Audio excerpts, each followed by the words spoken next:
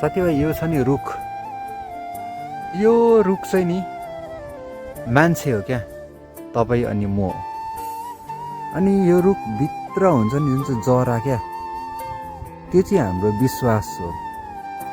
जति यो जरा भित्रसम्म हुन्छ, बढ्दै जान्छ होइन, भित्रभित्र पुग्दै जान्छ, त्यति नै यो रुख बढ्दै जान्छ, बलियो हुँदै जान्छ होइन। त्यसरी नै एउटा विश्वासीको परमेश्वरमाथिको एउटा विश्वासलाई ल्याउनु पर्यो। यदि हामी आज यो रुख जस्तै एउटा बलियो जरा गाडेको छौँ भने आउँछ हुरी बतास होइन, आधी बेरी तुफान आउँछ, तर यो रुखहरू कहिले पनि लड्दैन, किनभने यसको जरा चाहिँ भित्रसम्म गएको छ। जरा चाहिँ हाम्रो विश्वास हो परमेश्वरमाथिको। यदि जति हामी विश्वासमा बलियो हुन्छौँ त्यति नै हामी यसरी बलियो हुँदै खडा हुँदै जान्छौँ क्या। यसकारण अनि विश्वास चाहिँ कहाँबाट आउँछ भने वचन लेखेछ, सुनाइबाट आउँछ।